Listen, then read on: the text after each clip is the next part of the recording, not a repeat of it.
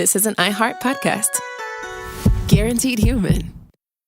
Support for the show comes from Public, the investing platform for those who take it seriously. On Public, you can build a multi-asset portfolio of stocks, bonds, options, crypto, and now generated assets, which allow you to turn any idea into an investable index with AI. It all starts with your prompt. From renewable energy companies with high free cash flow to semiconductor suppliers growing revenue over 20% year over year, you can literally type any prompt and put the AI to work. It screens thousands of stocks, builds a one-of-a-kind index, and lets you backtest it against the S&P 500. Then you can invest in a few clicks. Generated assets are like ETFs with infinite possibilities, completely customizable and based on your thesis, not someone else's. Go to public.com/podcast and earn an uncapped 1% bonus when you transfer your portfolio. That's public.com/podcast. Paid for by Public Investing. Brokerage services by Open to the Public Investing Inc. Member FINRA and SIPC. Advisory services by Public Advisors LLC, SEC registered advisor. Generated assets is an interactive analysis tool. Output is for informational purposes only and is not an investment recommendation or advice. Complete disclosures available at public.com/disclosures. Sink into affordable luxury. Anabay is the only machine-washable sofa, inside and out. With stain-resistant slip covers and a cloud-like frame duvet, everything goes right in the wash. Plus, the modular design lets you change the look of your space anytime. Visit WashableSofas.com to upgrade your home. Shop up to 60% off site-wide, with sofas starting at just $699 and a 30-day money-back guarantee. Shop now at WashableSofas.com. Offers are subject to change, and certain restrictions may apply. There's no championship league for small business owners, but if there was, you'd be at the top of the standings. Because going pro with Lenovo Pro means you've got the winning formation, one-on-one advice, IT solutions, and customized hardware powered by Intel Core Ultra processors help you stay ahead of the competition. Business goes pro with Lenovo Pro. Sign up for free at lenovo.com/pro. Lenovo. There's a difference between liking a house and actually getting it. Redfin is built to make up that difference and close the gap between finding and owning the home for you. Redfin agents close twice as many deals as other agents. So when you find a home you love, you're not a step behind when it comes to making an offer. That means less watching great homes disappear and more focus on the one you'll call home. Redfin helps turn saved listings into real addresses. Get started at redfin.com. Own the dream. Hello, friends. I'm Robert Evans, and this is once again Behind the Bastards, the show where we tell you everything you don't know about the very worst people in all of history. We are 2 hours and change into talking about L. Ron motherfucking Hubbard. You should listen to part 1 if you haven't already. Don't drop into part 3 like a weirdo. Although, these are kind of self-contained stories. In part 1, we talked about Hubbard's childhood, his incessant decades of lying. That time he accidentally bombed metal in the ocean 100 times. Yeah. And then the birth of Dianetics. Episode 2, we talked about how Dianetics became a fad and then transitioned into Scientology, which eventually became a religion.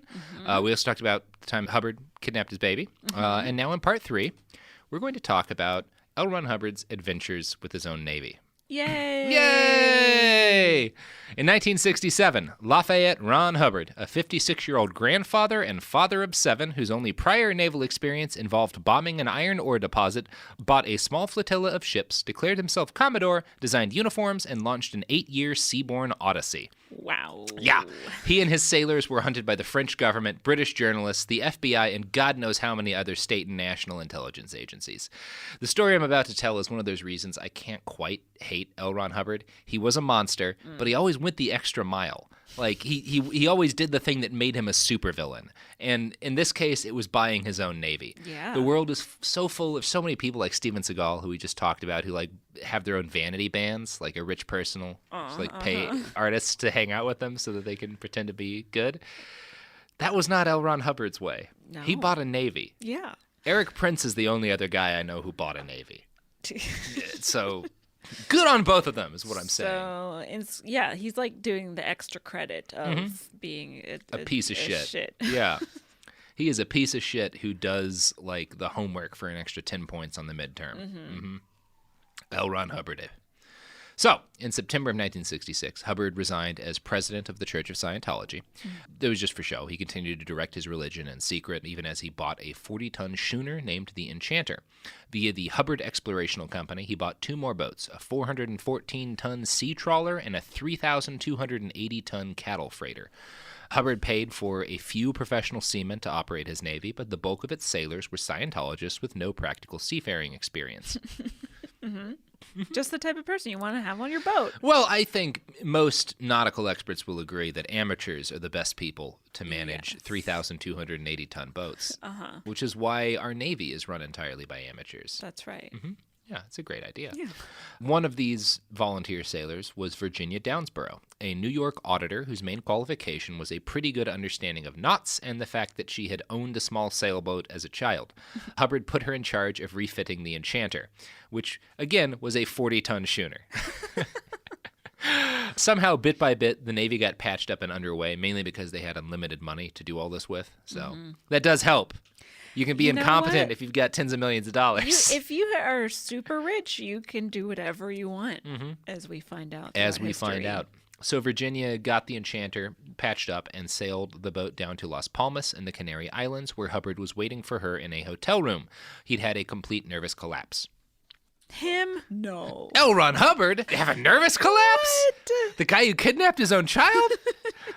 Quote, when I went into his room, there were drugs of all kinds everywhere. He seemed to be taking about 60,000 different pills. I was appalled, particularly after listening to all his tirades against drugs in the medical profession. There was something very wrong with him, but I didn't know what it was except that he was in a state of deep depression. He told me he didn't have any more gains and wanted to die. That's what he said. I want to die. Yeah. Maybe he read his own book. Maybe he read Excalibur. Yeah. Hubbard may have been collapsing because all of these different national governments were investigating Scientology, but it was probably just an act, because as soon as Virginia arrived, he beat a hasty recovery, which makes me think he just put on that whole thing as a show, and then announced the development of a research accomplishment of immense magnitude. His new brain baby was the material that would become the OT3 material of the Scientology curriculum. This is what everyone knows from South Park and stuff, the story about Xenu and the volcanoes. This is when he came up with that. And he claimed the power of these revelations has caused him horrific injuries. He said he'd broken his back, knee, and arm writing it. Which is why he needed to be all fucked up when she saw him. Right. Writing is a contact sport. So... We all break a bone or two while writing. Yeah. It's pretty badass, writing, typing for hours.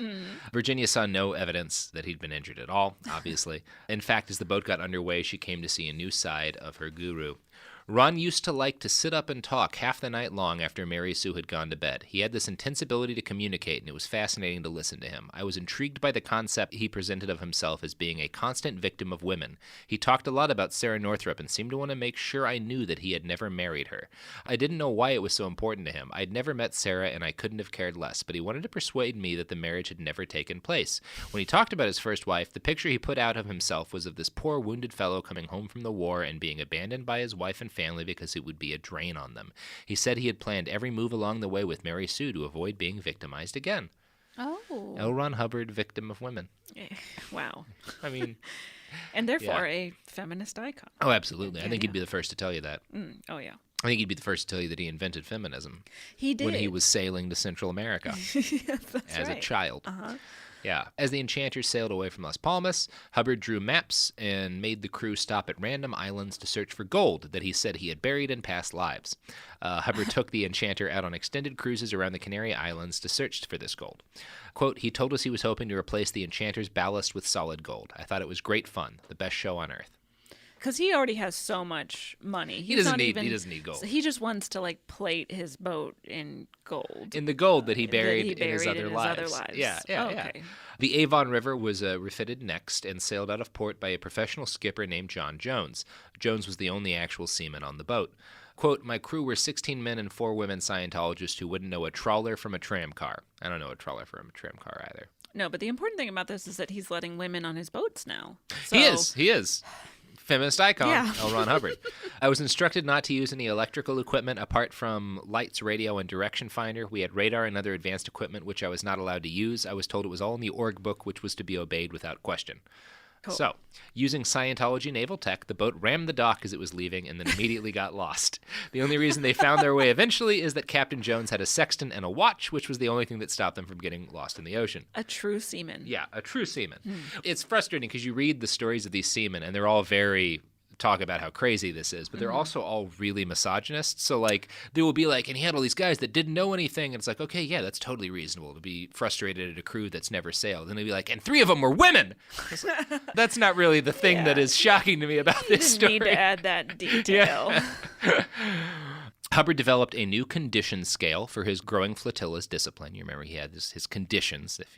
It was his way of like telling you you'd done something bad and you need to be penalized. Right. Penalized sailors would be ranked on a scale from a condition of emergency, which was a minor infraction, to a condition of liability, which resulted in the Scientologists losing pay and being locked in their bunk. All liabilities were also required to wear that dirty gray cloth rag on their arm. Okay. Okay? The next serious condition was treason, where the Effendi lost his right to wear a Sea Org uniform. Next came doubt, which essentially forced all other Scientologists to shun you, and then finally enemy. According to L. Ron Hubbard, anyone who was an enemy of Scientology may be deprived of property or injured by any means by any Scientologist without any discipline of the Scientologist, may be tricked, sued, or lied to, or destroyed.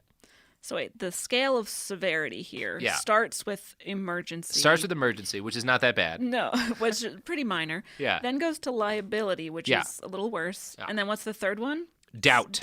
Okay, doubt. Which is where you get shunned. And then in enemy, you're kicked off the boat and people can kill you. Okay, so that makes perfect sense. Makes perfect sense. That, doubt is really high up there, but emergency is a minor infraction. I think that's why we call it the emergency room, and it's where you go when things that aren't very bad happen to you. Right, but the doubt room. The doubt room's fucked up. You don't want to go to the doubt room. People are dying in the doubt room. Also, shout out to the movie Doubt, but anyway... Yeah. The movie based on L. Ron Hubbard's life. I'm certain he would have said that. The fleet gradually assembled, and the 3 ships were quickly joined by dozens of volunteers from other training centers in Scientology's vast domain. These young people had joined the newly formed Sea Org and signed billion-year contracts to serve L. Ron Hubbard. Many of them were couples. Some even had children. So L. Ron Hubbard's Navy had a daycare, essentially. Okay, wait. Billion-year? Yeah, that's the thing you focused on, huh? Yeah. Well, there's a lot to unpack with everything that's said. If you join the Sea Org, you're so dedicated that you're not just going to serve Scientology and L. Ron Hubbard, who they refer to as LRH a lot of the time. You're not just going to serve him in this life. When you're reincarnated, you're still under contract. Yes. Yeah. Okay. And then what was the daycare thing? Well, there's a daycare on the boat because a lot of these people had kids. Okay. So there's a daycare on the boat in L. Ron Hubbard's Navy. Well, that just seems responsible. The children watched each other and were locked in a saloon. Okay. So on his boat, L. Ron Hubbard locked babies in a bar. As I said, responsible. Yeah. Now, there was a note on the door of L. Ron Hubbard's child saloon. It stated... Okay, I'm ready. Are you? It stated, a tutor will be provided for the children who will be assigned regular hours of work and play. Anyone who deprives a child of his or her work or play will be assigned to a condition of non-existence. And that's the worst one, or that's the least worst one? It's just another penalty condition. There were a shitload of conditions. Got it. So if you stop a kid from playing or working... It goes non-existent, emergency. I'm not 100% sure where all of these lie. Yeah. Non-existence, was another penalty condition. Scientologists condemned to non-existence had to wear old clothes, stop bathing, wearing makeup, or styling their hair. Men weren't allowed to shave. Lunch was banned. Most of L. Ron Hubbard's work as Commodore in this period was dreaming up ever more brutal punishments for Scientologists who made mistakes. So, okay. Yeah. What a forgiving man. What a forgiving man. Yeah. With so many ways to punish you that he needs categories. Yes. On one occasion, a recruit watching the gangplank failed to spot that the ship's rubbing strake, which is a boat thing, I guess, had caught onto the edge of the dock. It broke, and a bunch of real sailors who were watching laughed at L. Ron Hubbard and his giant silly ship filled with cultist sailors. In retribution, Hubbard assembled the crew and informed them that all of their thetans had sailing experience in their other lives. The truth of the matter, he said, is that you have all been around a long time. Stop pretending that you don't know what this is all about, because you do know what this is all about. So this is why he had to be so harsh on them when they fucked up. They had whole other lives as sailors. Yeah. They knew how to do this shit. They knew. And how dare them for pretending exactly. like they didn't know? I don't care if you're an education major now. 300 years ago, you were sailing the high seas, so get your shit together. Yeah. I'm not going to peer into the logic of that too much. I will say, if your experience sailing a ship was 400 years ago, you'd probably still need a refresher. Sure. You'd probably fuck some stuff up. Yeah, refresher course. Yeah, I go a week without doing something, and like it's a mess. You're like in Europe for 2 weeks, and you don't drive a car for a while, and you come back, and you're just a danger to yourself and others. Oh yeah. He's just expecting these people to pick this shit right back up. Unreasonable way to deal with past lives. Anyway, Hubbard did hire more than one professional sailor to help crew the 3,200-ton boat that became the flagship of his fleet. He hired 3. Okay. That seems like enough. Yeah. One of them, Stanley Churcher, was the ship's carpenter. He was placed in a condition of doubt for defying an order, encouraging desertion, tolerating mutinous meetings, and attempting to suborn the chief engineer. He was soon sacked, and he went to a British newspaper to tell his story. And he was not a Scientologist. He was getting money. L. Ron Hubbard was like, I got to hire some people who know how to do boat stuff. Okay. So a British magazine called People, not The People, just another magazine called People, published this article under the title, "Ahoy There, It's the Craziest Cruise on Earth." The article is not well written, very frustratingly badly written. But I found a copy. That title, though. Yeah, that title. Ooh. I have found a copy of the text on a anti-Scientology website that just put a copy of this old article up there. It contains some interesting quotes from Mr. Churcher, which I'm going to read now. Oh, please. Yeah. Certainly the captain of the vessel was none other than Mr. L. Ron Hubbard himself, a wartime officer in the United States Navy. According to Mr. Churcher, he called himself Commodore and had 4 different types of peaked cap. Churcher traveled with the Scotsman, which was the name of the boat. It had been the Scotsman, but then they re-registered it. The British wouldn't let them sail the Royal Scotsman because it didn't pass inspection. They registered it in Sierra Leone. Oh. But when they registered it, they fucked up the name and wrote Scotman. So then it was the Royal Scotman. Love it. Wonderful. So Churcher traveled with the Scotman to Monaco and Sardinia and eventually Valencia, Spain. Churcher didn't know much about why they were sailing around at first. He was just in it for the paycheck, but it soon became obvious to him that something was wrong with this cult boat. I began to suspect things were a bit odd the minute I met this captain. He told me he thought I was a reporter and at first refused to have anything to do with me. Only when he checked my seaman's logbook did he take me on. Every day they went below for lectures, but we seamen were never admitted. It was all so blooming mysterious, I tried to find out more. I offered to give them seamanship lectures, and they were so pleased at these that they gave me a free beginner's course in Scientology. I was given a test on their e-meter, a sort of lie detector, and a woman officer asked me a lot of personal questions, including details of my sex life. I could never make head or tail of their instructions, but I played along because it made life easier.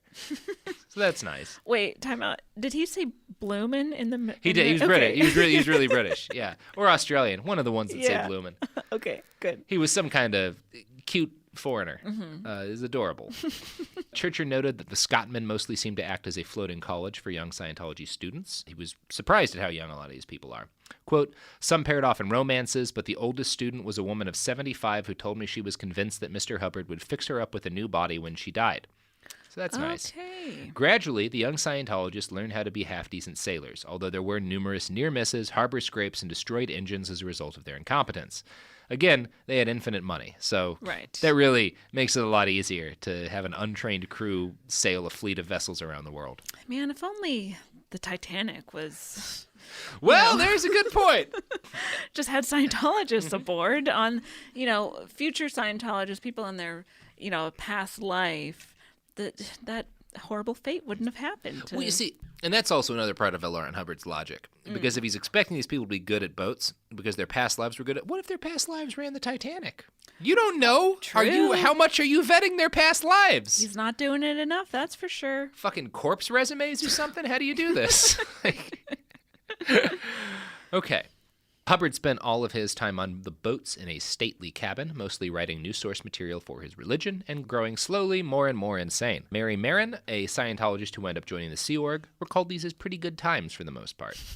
He used to stay up at night on the deck and talk to us into the wee hours about his whole track adventures, how he was a race car driver in the Markab civilization. The Markab civilization existed millions of years ago on another planet. It was similar to planet Earth in the 50s, only they had space travel. Markabians turned out later not to be good guys, so it wasn't a compliment. Their civilization was similar to ours.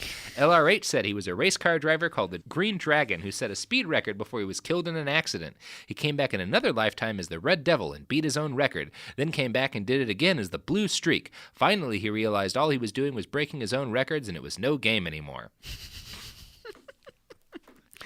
Good. Okay. Good. Okay. She goes on. People would stand around listening to these stories for hours, very overawed. At the time, it seemed like a privilege and honor to share these things, to hear him talking about things that went on millions of years ago like it was yesterday. It was usually entertaining, but I sometimes found it very stressful to take it all in. This powerful, booming outflow, and it was hard to get away. One night I was getting dizzy and dared to ask if I could leave early. I could hear my voice echoing in the cosmos as I said, "If you'll excuse me, I have to go to bed, sir." He said, "Okay, sure." Oh, so he was a nice guy.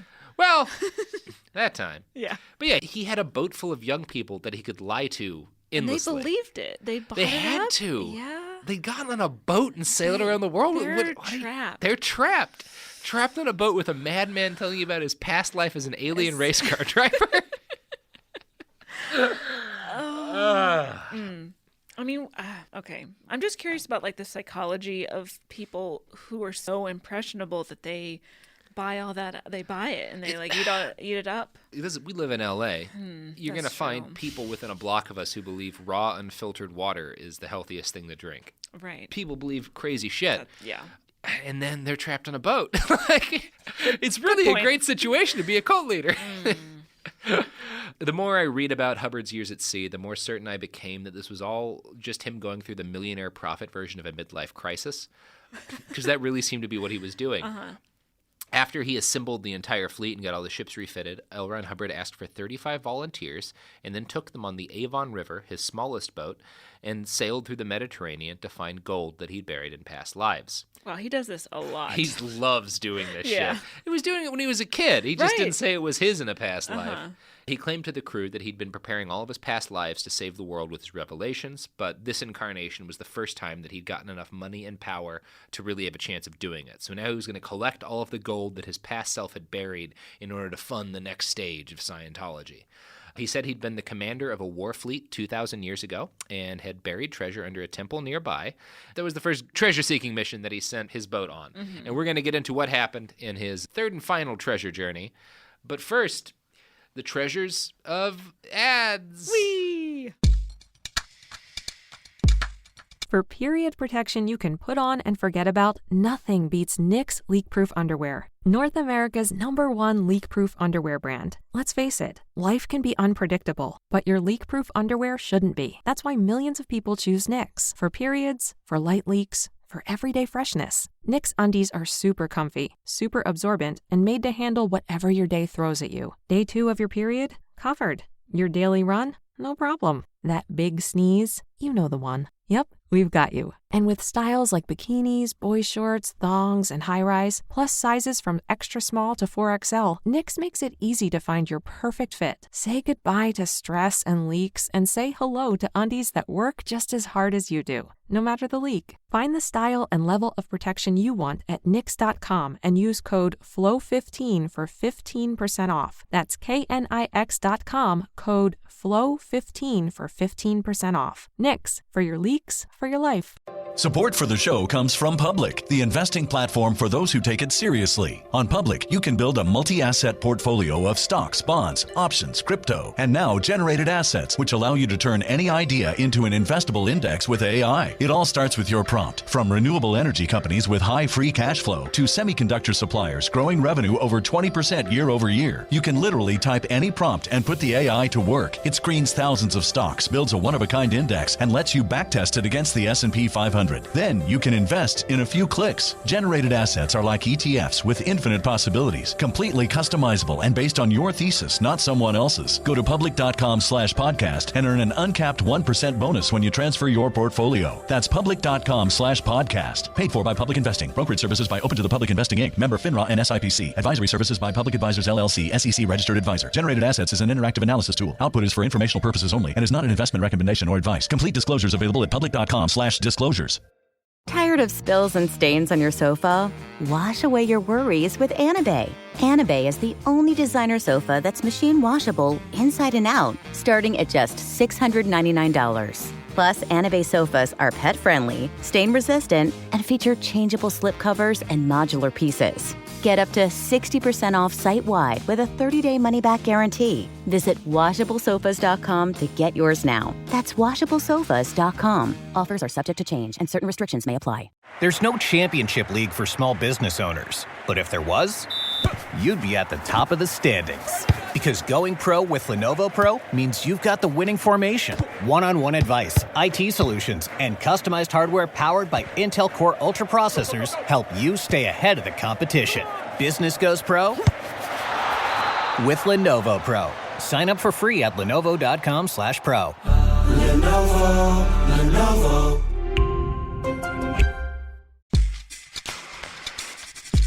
And we're back. We're talking about L. Ron Hubbard, who has just launched his third treasure-seeking voyage, the second voyage where he said it's stuff buried by his past lives.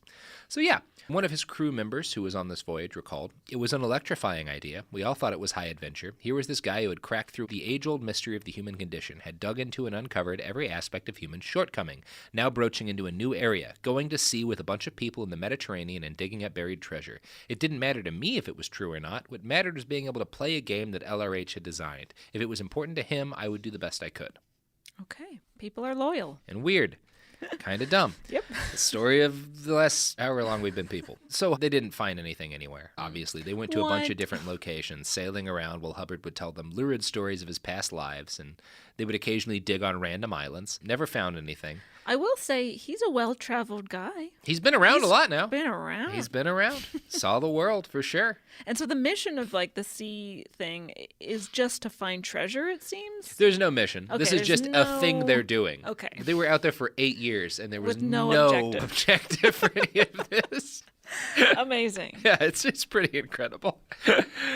This all came to a head when they sailed to Corsica, where Hubbard said a secret space station had been secretly crashed there by him thousands of years ago. The station was parked in a cavern and filled with pristine spaceships and equipment for their next operation. I get the feeling he was telling them they were going to take over the world with these advanced spaceships and stuff. They got near to where Hubbard claimed his secret space fleet was waiting, but then they got an urgent radio message from his wife telling him to come back to the rest of the fleet at Valencia.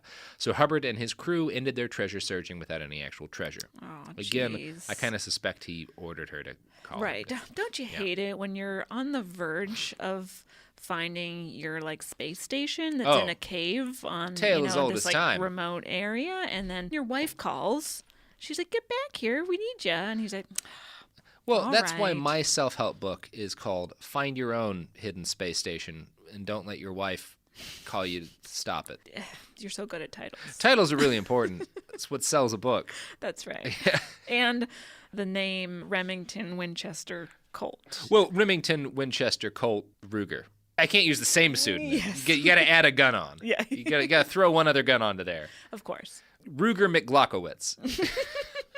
So Hubbard had left his wife in charge of the Royal Scotsman. She had done before he left something inscrutable to displease him, and so he'd put her and the whole ship in a penalty condition. There was even a filthy gray rag tied to the boat's funnel. Oh, even the boat got Even the shamed. boat's in trouble. Yeah, boat shaming. When Hubbard caught up, he was furious to find the boat anchored at night. He shouted at his wife's ship through a bullhorn. Well, here's a ship in liability that thinks it can anchor for the night. Taking it easy. It might be better training to keep your ship moving at night. Or are you scared to keep going in the dark? So he's, like, basically yelling at the boat. He's heckling boats now. Oh, you think you're just going to sit there Going a anchored? night drive, do you? At this point, the crew of the Scotsman were filthy, exhausted, and starving. None of them had been able to wash for weeks. It was several more weeks before Hubbard would grant them a reassessment of their status. He eventually upgraded the boat's crew to non-existence and agreed to do a full inspection to see if they deserved a better condition. When he checked over the whole ship, it had been freshly painted and polished, and Hubbard was apparently pleased enough that he moved on board, made the ship his flagship, and lifted the crew's sentence. So that's nice. Oh, He can forgive. Yeah. Hubbard used less collective punishment after this point, but also more strict individual punishments. According to Barefaced Messiah, depending on his whim, offenders were either confined in the dark in the chain locker and given food in a bucket, or assigned to chip paint on the bilge tanks for 24 or 48 hours without break. A third variation presented itself when Otto Roos, a young Dutchman, dropped one of the bow lines while the Royal Scotsman was being moved along the dock. Purple with rage, Hubbard ordered Roos to be thrown overboard. No one questioned the Commodore's orders. 2 crew members promptly grabbed the Dutchman and threw him over the side. There was an enormous splash when he hit the water, a moment of horror when it seemed that he had disappeared, and nervous speculation that he might have hit the rubbing strake as he fell. The rubbing strike again. It's a part of a boat. Okay. Fortunately, Roos knew how to swim, and he was able to get back on board. But after that, tossing people overboard became Hubbard's favorite punishment. Oh, well, they were all Olympic swimmers in their past lives. They all learned how to swim well. I'll tell you that much. Everyone just sort of went with it, and people were soon throwing their friends and spouses overboards at the whim of the Commodore, which is a little weird. One Sea Org member recalled, "It was not really possible to question what was going on because you were never sure who you could trust. To question anything Hubbard did or said was an offense, and you never knew if it would be reported. Most of the crew were afraid that if they expressed any disagreement with what was going on, they would be kicked out of Scientology. That was something absolutely untenable to most people, something you never wanted to consider. That was much more terrifying than anything that might happen to you in the Sea Org. We tried not to think too hard about his behavior. It was not rational much of the time, but to even consider such a thing was a discreditable thought, and you couldn't allow yourself to have a discreditable thought. One of the questions in a sec check was, have you ever had any unkind thoughts about LRH? And you could get into very serious trouble if you had, so you tried not to." So these guys were all doing auditing regularly. They were hooked up to the e-meters, which they thought could tell if they were lying.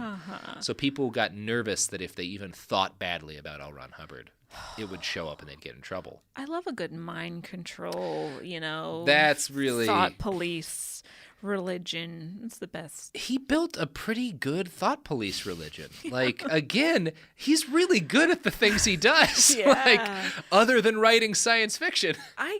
Back in the day when I had to do bringer shows as a stand-up, I couldn't get 3 people to come to my shows, and this guy gets thousands, tens of thousands, maybe hundreds tens of thousands. It's hard to say the exact numbers, but oh man, he's good. He's damn good. Eventually, the fleet wound up at Corfu, a beautiful Greek island. L. Ron Hubbard felt he'd finally found a government willing to put up with him because Greece had just had a coup and a military dictatorship had taken over. Oh. He praised Greek democracy, which is ironic when it's just been overthrown by a military coup. He also renamed his boats in honor of Greek mythology. The Royal Scotsman became the Apollo. The Avon River became the Athena. The Enchanter became Diana. Around this time, the British government decided to bar L. Ron Hubbard from entry into the United Kingdom. On the same day this was announced, a BBC film crew had managed to track the cult leader and his private navy down in Corfu. They recorded an interview with L. Ron Hubbard. It's fascinating. In the first part of the interview, he claims that all of his crew are trained in judo to defend from pirates. And then my favorite part is at one point in the interviewer asks him to just explain Scientology, just to give a very basic explanation of it, and Hubbard fucking can't because it's nuts. Anyway, we're going to play that right now. So you get to see L. Ron Hubbard as the Commodore. If you couldn't explain it to the layman, you would have a very difficult time of it. I guess you can't see it. The subject name means skio, which means knowing how to know in the fullest sense of the word, ology, which is study of. So it is actually study of knowingness. That is what the word itself means. To me, that doesn't mean very much. I didn't understand that. What does it do for you, in theory? It increases one's knowingness. But if a man were totally aware of what was going on around him, he would find it relatively simple to handle any outnesses in that. Even after 3 hours of talking, we never got an explanation from him that we could understand. I love the journalist. Love that journalist. Yeah, it's a really fun interview. It'll be up on our site. I recommend giving it a listen. While in Greece, the Sea Org working day started at 6 a.m. and ended at 11 p.m. after a 90-minute nightly speech by L. Ron Hubbard. Ooh. Yeah, you really got to like listening to that guy.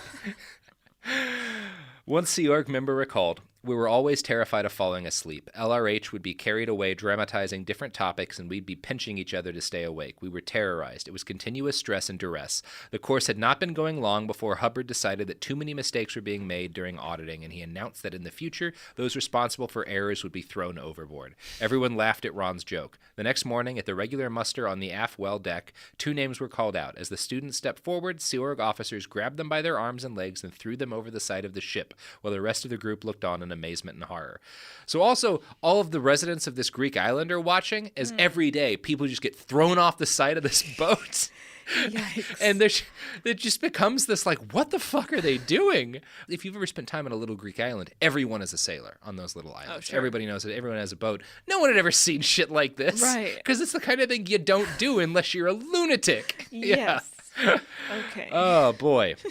Many of L. Ron Hubbard's young students thought this was terrible, but none of them did anything about it. Hannah Eltringham, another Sea Org member, recalled, "I thought it was terrible, inhumane, and barbaric. Some of the people on the course were middle-aged women. Julia Salmon, the continental head of the LA org, was 55 years old and in poor health, and she was thrown overboard. She hit the water sobbing and screaming. LRH enjoyed it without a doubt.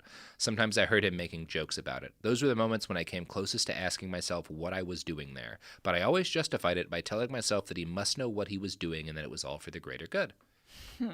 People are amazing. Yeah, the justifications that they have to do to watch him. Yeah. Oh man. To watch a man throw an elderly sick woman off the edge of a fucking cruise liner, essentially. And then watch him like cackle about and it. Cackle about while it. You're being horribly mistreated, made to work for like 19 hours a day or something crazy like that. And then, oh man. Well, in fairness to Hannah, her passport and everyone else's passport was kept in a safe by L. Ron Hubbard. Okay, so they couldn't even like so leave, they couldn't really? even really leave, no. No, their passports in a safe. Yeah. Hubbard tried to bribe Greece in much the same way he tried to bribe Rhodesia, promising to build many new schools for his students on Corfu and turn the island into a mecca of Scientology. But the Greeks didn't really want that to happen, so eventually they kicked him out of their country. Good. For 3 years, L. Ron Hubbard's fleet sailed around the Atlantic Ocean with no particular destination or goal. They never stayed anywhere longer than 6 weeks. Okay. One crew member recalled, "LRH said we had to keep moving because there were so many people after him. If they caught up with him, they would cause so much trouble that he would be unable to continue his work. Scientology would not get into the world, and there would be social and economic chaos, if not a nuclear holocaust." Right. I forgot this component of it, that he was just on international waters to escape all of like the legal problems the fact that multiple governments were now after him. Right. Okay. I forgot about that part, and now this is starting to make more sense. Yeah. But even so. He explicitly took to the high seas because there's no law there. Yes. Which is why you go to the high seas. Yeah. Every time I'm on the high seas, it's because I'm, fleeing the law. In 1969, the Apollo sailed into Casablanca, and the U.S. consul asked politely what the fuck they were doing, because a lot of U.S. citizens were on this boat and had been for years now. Mm-hmm. He was concerned by the impossibility of getting a clear answer from anyone about what was happening on these boats.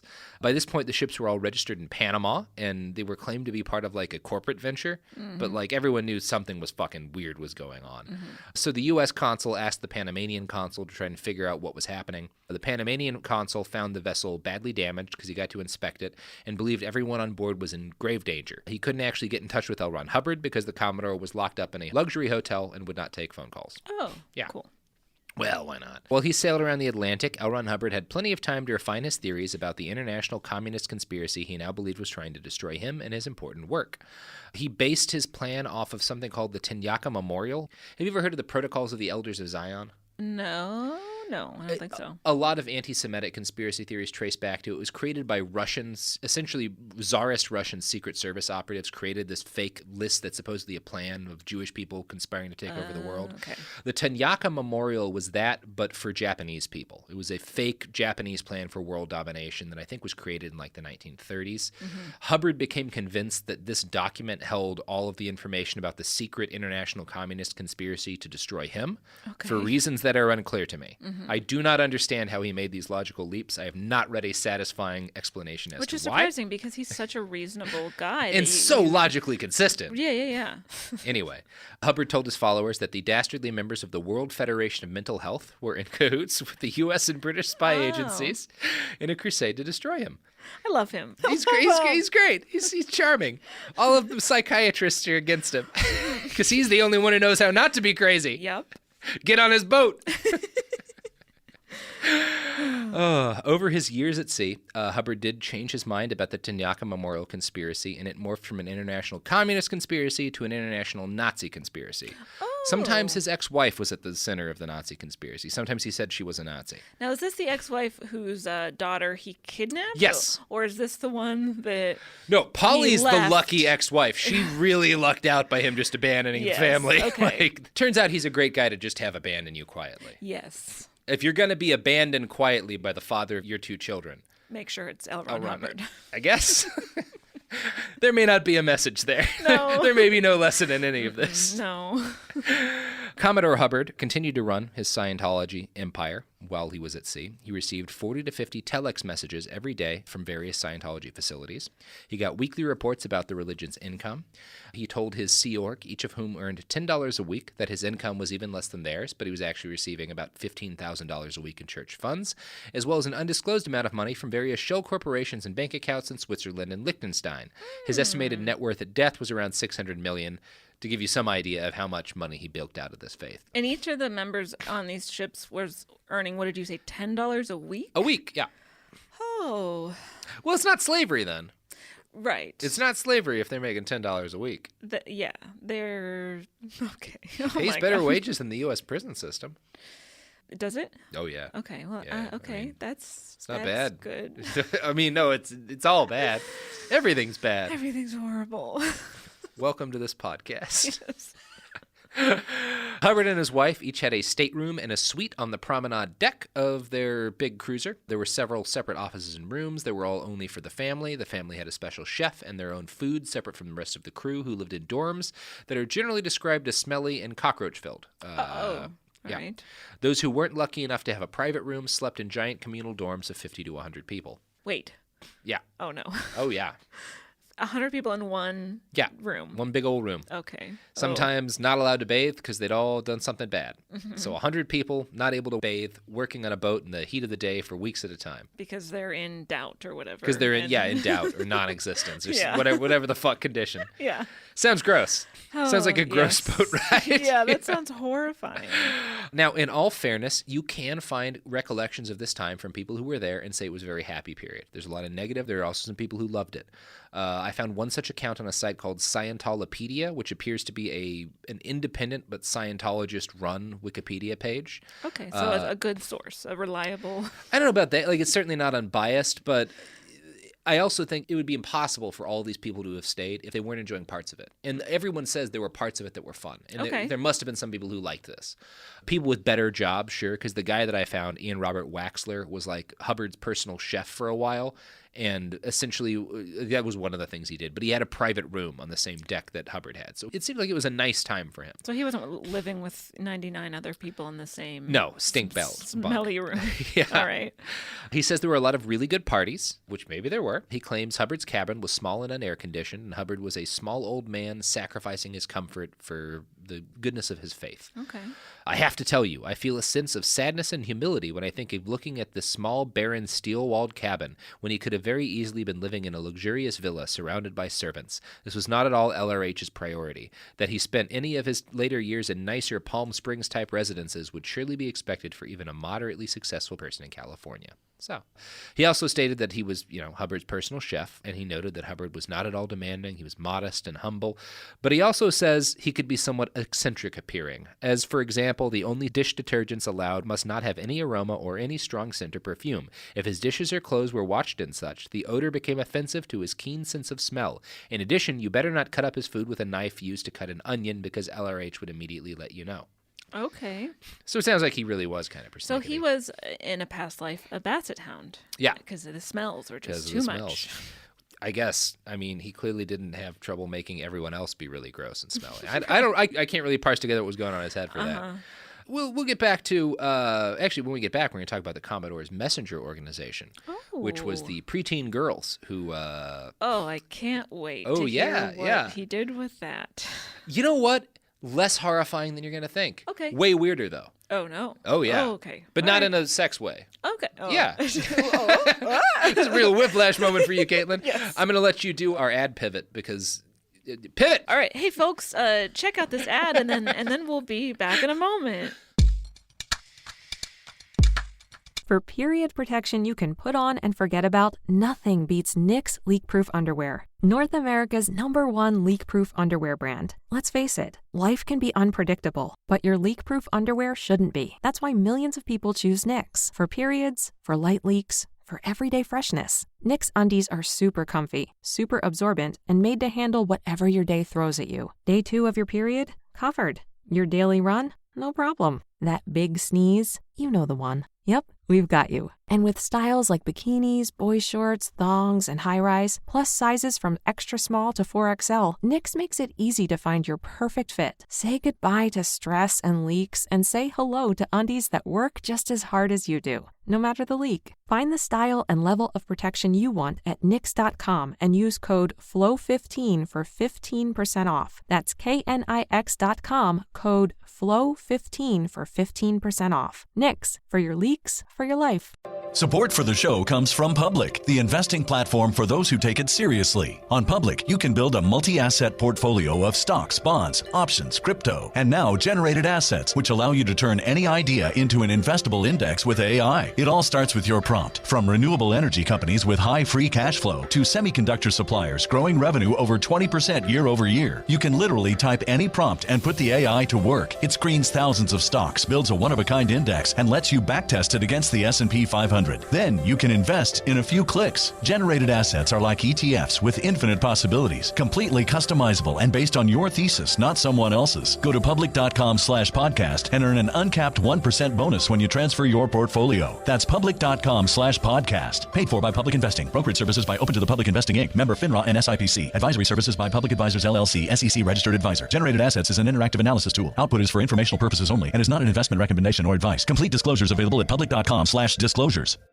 Time for a sofa upgrade? Introducing Anabay Sofas, where designer style meets budget-friendly prices. Anabay brings you the ultimate in furniture innovation with a modular design that allows you to rearrange your space effortlessly. Perfect for both small and large spaces, Anabay is the only machine-washable sofa inside and out. Say goodbye to stains and messes with liquid and stain-resistant fabrics that make cleaning easy. Liquids simply slide right off. Designed for custom comfort, our high-resilience foam lets you choose between a sink-in feel or a supportive memory foam blend. Plus, our pet-friendly, stain-resistant fabrics ensure your sofa stays beautiful for years. Don't compromise quality for price. Visit WashableSofas.com to upgrade your living space today. Sofas start at just $699 with no risk returns and a 30-day money-back guarantee. Get up to 60% off, plus free shipping and free returns. Shop now at WashableSofas.com.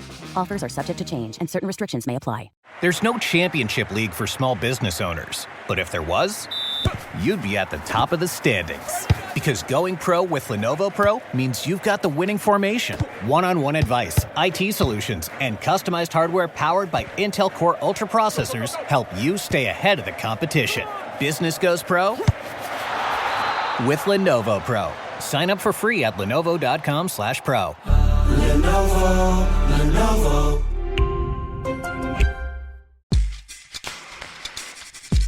We're back. Yay. We just broke for ads, but in reality, we went to a boat, we sailed around the world, found some gold, lost it. Real whirlwind. Yeah. But now we're back. Starting in 1970, L. Ron Hubbard established the Commodore's Messenger Organization. The messengers were the most faithful and dedicated Scientologists. They basically moved around the ship acting as the Commodore's voice. According to Barefaced Messiah, the messengers, mainly pubescent girls, soon recognized and enjoyed their power as teenage clones of the Commodore. In their cute little dark blue uniforms and gold lanyards, they were trained to deliver Hubbard's orders using his exact words and tone of voice. If he was in a temper and bellowing abuse, the messenger would scuffle off and pipe the same abuse at the offender. No one dared take issue with whatever a messenger said. No one dared disobey her orders. Vested with the authority of the Commodore, they came to be widely feared little monsters. Okay. Yeah. So what's it called? Like the singing grams, like when you like on Valentine's Day, they're like, "Here's a nice song," and we sing, and you get some like chocolates and I don't know. flowers. Telegrams, singing telegrams, something like that. Yeah, I forget what they're called. Maybe I'm making this up. Maybe I'm L. Ron Hubbard, and I'm just inventing stuff out of You're thin Hubbard in air. But so it's like that, but teen girls who are just like screaming and imitating LRH. Yeah. Weird calling him that now, huh? Yeah. Like a Scientologist. It's so hard to say L. Ron Hubbard over and over again. It's too many. Also, every time I hear L. Ron, you think of Elrond from Lord of the Rings? Lord of the Rings and like the Council of Elrond and Very different characters. Yes. Very different characters. Actually, Elrond did create all those elves at Rivendell were That was his Sea Org? Yeah, they was lost in the woods. Right. Woods Org. Woods Org. Mm-hmm. Oh, if only it had been a Woods Org. So messengers worked in 6-hour shifts, and Hubbard was surrounded by them every hour of every day. They kept minute-to-minute logs of his life from this point on. When he was asleep, they sat outside his stateroom. When he smoked cigarettes, they caught his ashes. They also took down every message. Anyway, we have a lot of data on L. Ron Hubbard as a result of these people. Okay. Now, as that quote noted, many of these messengers, maybe most of them, were teenage girls. Doreen Smith was 12 when she joined the Apollo. She'd been born into the faith, and Doreen pretty quickly became a messenger. She and other messengers interviewed were insistent that while male members of the crew did repeatedly try to have sex with them, L. Ron Hubbard never did. Oh. Yeah. When I heard that he had a bunch of preteen girls doing his every bidding on his boat in international waters, I was like, oh, he's just molesting the hell out of some kids. Right. I can't find any evidence of that. Okay. It's weird. Like yeah. That's but then also the fact they're like, yeah, but every other man did try to statutory rape me. Of course, creepy shit went on. Yeah. I guess he was not the kind of creepy you'd expect. Okay. Which is, again, one of the reasons why you get a little bit more into this guy, because he's not molesting tons of children, which is... reason to really respect the hell out of him. It's not even doing the minimum. It's like doing below the minimum. Right. Well, he wasn't a child molester. Kidnapped a baby once. Right. But he didn't try to have sex with any preteens. Well, Keith Raniere of Nexium both molested allegedly a 12-year-old and kidnapped a couple of babies. So, oh boy. Let that be a lesson to the creepy cult leaders listening in. If you want to create a cult, you can be a monster, just don't molest kids. That's not a good message. I should stop trying to find messages in this story. Speaking of messages, let's talk about the messengers some more. Yeah. So, Doreen later said in an interview, I once asked him why he chose young girls as messengers. He said it was an idea he had picked up from Nazi Germany. Okay. Oh, well. Okay. Whirlwind. Yeah. He said Hitler was a madman, but nevertheless a genius in his own right, and the Nazi youth was one of the smartest ideas he ever had. With young people, you had a blank slate, and you could write anything you wanted on it, and it would be your writing. That was his idea, to take young people and mold them into little Hubbards. He said he had girls because women were more loyal than men. Oh, yeah. You know, women be loyal. Women be loyal. When I think of loyalty, I think of a teenage girl. Yeah. The most loyal... She's never, telling secrets behind anyone's backs or anything like that. No. Almost as loyal as teenage boys. Well, you wouldn't want teenage boys to be your messengers. Another messenger, a girl named Tanya, insisted he never tried anything with me, and as far as I know, he never did with any of the other girls. He didn't sleep with Mary Sue. We thought perhaps he was impotent. I think he got his thrills just by having us around. So maybe there was something gross going on and he just couldn't get it up anymore. Oh, maybe. Maybe he would have molested kids. Wait, is Mary Sue his third wife? His wife. Yeah, his third wife. All right. So it's possible, that's another theory, that he totally would have molested these kids, but his dick was broke. Well, when your brain is just so creative and filled with such wonderful stories, another part of your body is going to be compromised. Exactly. So, yeah. That makes sense. That's why Stephen King is famously terrible at sex. Although, again, L. Ron Hubbard, decent at fucking. Yeah. For a while. But we've heard that from, one account? One account. Okay, so that's not enough to convince me. Yeah, that's one account more than most cult leaders have. No, that's true. That's true. All right. Whatever the case, he had apparently lost that ability at this point. It is kind of weird that in this Me Too era, the one guy that I can't find a story of sexually assaulting unwilling people is fucking L. Ron Hubbard. Surprising. Shockingly. Yes. Really would have expected him to be top of that list. Right? Yeah. Especially because he was teaching men how to rape their wives while they slept or something like that. Like, and again, he's not in the clear on this, but... There's so much research to do on this guy. I may have just missed something, but I am unaware of him doing that particular terrible thing, which is shocking to me. Yeah. That said, I do want to note, while I didn't find any allegations of horrific child sexual abuse, I did find allegations of horrific child abuse in L. Ron Hubbard's Space Navy. Okay. Xenu.net, an admittedly anti-Scientology site, has collected several anecdotes from people who were on these voyages, including one from Hannah Eltringham. She says, quote, he put this little 4.5-year-old boy, Derek Green, into the chain locker for 2 days and 2 nights. It's a closed metal container. It's wet. It's full of water and seaweed. It smells bad. But David was sitting up on the chain in this place on his own in the dark for 2 days and 2 nights. He was not allowed to go to the potty. I mean, he had to go in the chain locker on his own, soil himself. He was given food, and I never went near it, the chain locker, while he was in there. But people heard him crying. That is sheer total brutality. That is child abuse. Oh, yeah. Yeah, it's definitely some child abuse. So again, he's a monster. Yeah. Yeah. I assume there were other kids that happened to. This is just one story of one child. Yeah, that's really like an isolated incident thing. He had a room for locking up children. Now, was this on the Apollo or the Scotsman? I think this is on the Apollo. Okay. The Apollo was the Scotsman. I know, there's a lot of names here. There was a mysterious death aboard the Apollo. I'm surprised there weren't a lot more. Yeah. In February of 1971, Susan Meister, a 23-year-old Scientologist from Colorado, joined the Apollo. On May 5th, she wrote an eager letter home to her family. I just had an auditing session. I feel great, and my life is expanding, and it's all Scientology. Hurry up, hurry, be a friend to yourselves. Get into this stuff now. It's more precious than gold. It's the best thing that's ever come along. Love, Susan. Roughly a month later, on June 15th, she wrote another letter, clearly influenced by Ron's paranoia. I can't tell you exactly where we are. We have enemies who do not wish to see us succeed in restoring freedom and self-determination to this planet's people. If these people were to find out where we were located, they would attempt to destroy us. On June 25th, 10 days after that letter, she locked herself in a cabin and shot herself on the head with a .22 caliber revolver. She was found later that day in her bunk wearing a dress her mother had sent her as a birthday gift. She wrote a letter, but we don't know what it said because it wound up in the church's possession along with her body. They buried her in Monaco before her father could arrive. Hubbard went into damage control mode. The church's official stance was that Susan was a drug addict with a history of suicide attempts, and also they said they'd found naked photos that she'd taken, so clearly she was an unstable individual. Pretty classic playbook. It's her fault. It's her fault. She had a naked picture of herself. It's her fault. In early 1972, L. Ron got sick. This may have had something to do with the fact that he had spent years living in boats and not seeking any regular medical or dental care. Who knows? He's probably got like scurvy out the ass. He's drinking. He's a drunk old man who lives on a boat and doesn't go to doctors. He had some health problems. Oh, jeez. And I'm surprised there weren't more deaths because, I mean, he's throwing people overboard on a regular basis. There weren't more deaths. Right. Yeah. Unless there were and they just got completely covered up. That's possible. Or something. I'm only aware of this one, but, I can only do so much reading. Sure. The Apollo's medical officer was a guy named Dinkowski with 6 months of nursing experience under his belt, so there wasn't a lot of great medical care on board the Apollo.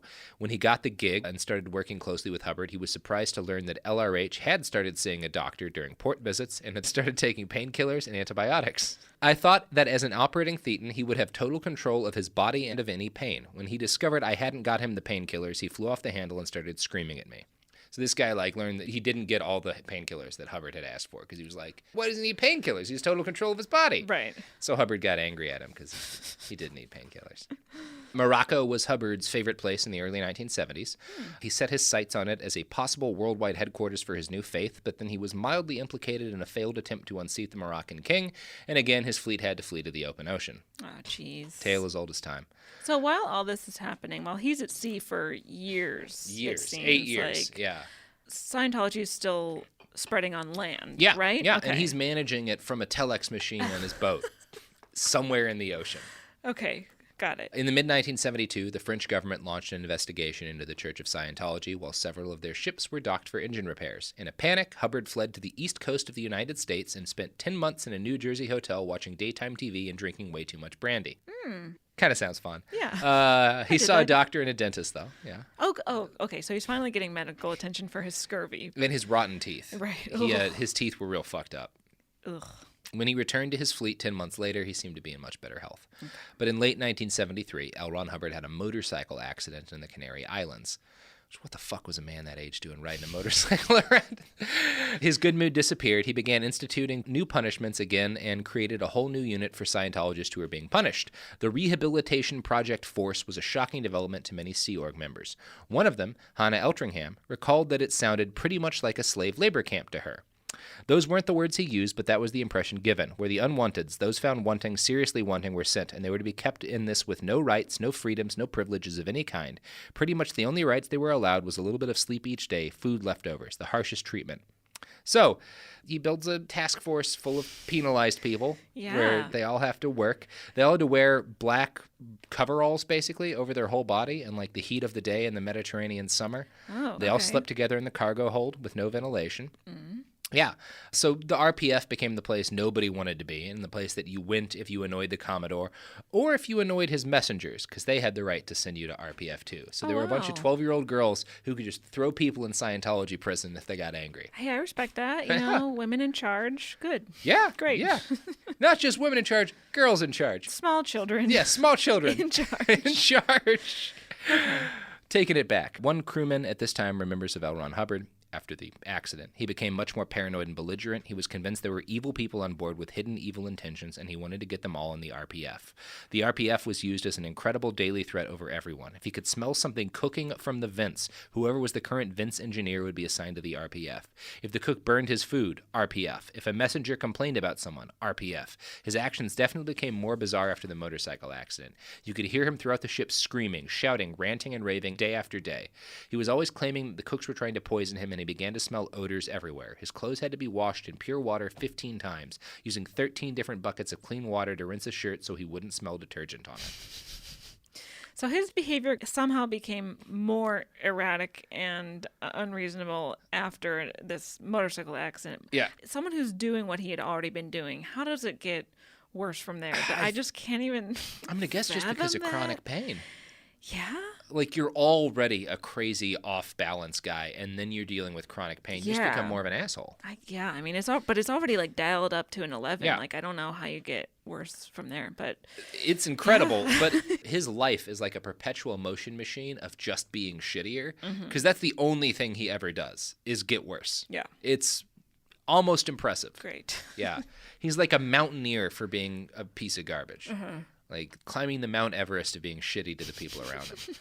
Some crewmen, including Jim Dinkowski, the guy who'd worked as his doctor, basically, even though he was only a nurse, saw the RPF as a reaction to Hubbard's realization that his son Quentin, who had been largely raised at sea by this point, was homosexual. Dinkowski said, "Human emotion and reactions is the way humans were, and he didn't specifically regard humans very highly. He liked the idea of the doll bodies that were in other civilizations. Doll bodies didn't have human emotions and reactions. They were, I guess, like Spock, you know, just very analytical. You just get the job done. No emotion there. Love is not a sentiment that's known or cared for, and to me that's the tragedy because he put that, I feel, into the organization, into the way of being in the organization." He saw his son's homosexuality as a betrayal, and his son Quentin eventually killed himself years after this.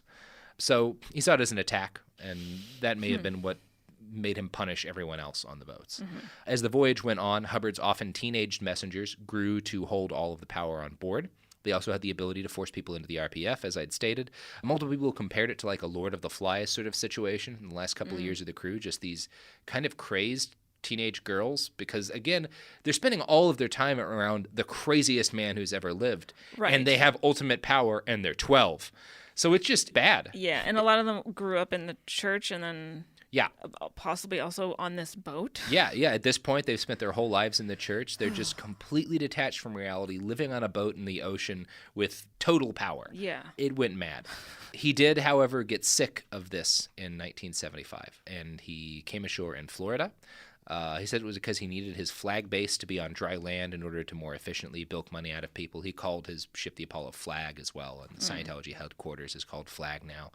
It's possible that he was just too old and infirm to stay at sea. For whatever reason, in August of 1975, he launched Operation Goldmine, a plan to buy numerous hotels and churches in and around the town of Clearwater, Florida, in order to establish it as a Scientology mecca. Because, you know, Florida is the one piece of land beyond the reach of all man's laws. I had intended originally to go into his whole life in this podcast. Yeah. He has another 11 years. Oh, wow. We'll get to that at some point. The end of L. Ron Hubbard is another story because he hasn't even started making movies. He has all of this other insane shit happens. Yeah, okay. It gets so much wilder. But this is the end of his time at sea. Okay. And this is all the time we have to talk about L. Ron Hubbard this week. Wow, what a journey it's been. Did you learn a lot? Yeah, I feel like I was a part of Sea Org for 8 years. Yeah, that's what it took. That's how I feel. Well, now you can understand a little bit of how those people suffered. Yeah. Yes. My 3 hours of being on this podcast is... It definitely compares. Wow. It felt like 8 years. Wow. Yeah. That was so much information. I am stupefied. That is the right reaction to all of this L. Ron Hubbard. There we go. Okay. Well. That's the story. I got nothing else. So to recap, he's a feminist icon. Feminist icon, L. Ron Hubbard. He loves mining for gold. Gold miner, L. Ron Hubbard. He loves boats. He defeated 2 Japanese submarines. Which were just deposits of iron ore. 1 deposit of iron ore. Yeah.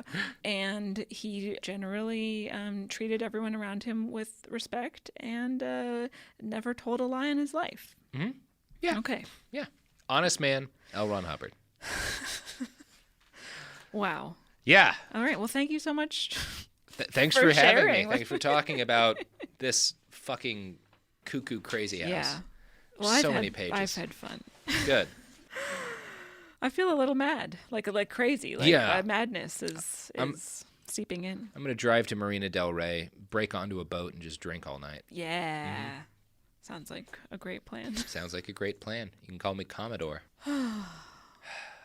Why not call yourself Admiral also? Well, seems like a cooler name. Yeah. Is one like a higher ranking than the other? I think Commodore might be higher than Admiral. I don't even know. I don't think we have Commodores in our fucking Navy. Right. But I don't know. He decided Commodore sounded cooler. I guess, yeah. Yeah. L. Ron Hubbard. The Council Caitlin. of L. Ron. Yes. Plugs. You can follow me on social media, Twitter and Instagram and the like, at Caitlin Durante, spelled Caitlin Durante. You can listen to my podcast, the Bechdel Cast, spelled Bechdel. We talk about the portrayal of women in film, and you can follow that on Twitter at Bechdel Cast. And I do comedy shows and stuff like that, so check out my website, CaitlinDurante.com, and to see my upcoming show dates. And other than that, you can find me at my new cult that I'm starting. Also, for anyone who's keeping track of my name anagrams, maybe perhaps fans of the Daily Zeitgeist or of the Bechdel Cast already, you might know that my name anagrams to a bunch of stuff, including trained in a cult. Oh, cool. Yes. Nice. So there you have it. Well, I'm Robert Evans. This has been Behind the Bastards. If you want to support this show and give me the money that I need to buy my own Navy and sail around the Caribbean, no child abuse this time, some elder abuse, you can buy our t-shirts on tpublic.com, Behind the Bastards. We have I Love 40% of You shirts. We have DJ Stalin shirts. Buy them up. I'm sure we'll get an L. Ron Hubbard Good at Sex shirt up in there soon. Seems like a great idea to me. You can also find us on Twitter and Instagram at @BastardsPod. You can find us online at BehindTheBastards.com. You can find me on Twitter at IWriteOK. I've got a book, A Brief History of Vice. Buy it. I'm just so tired right now. We're all very tired. I love about 40% of you.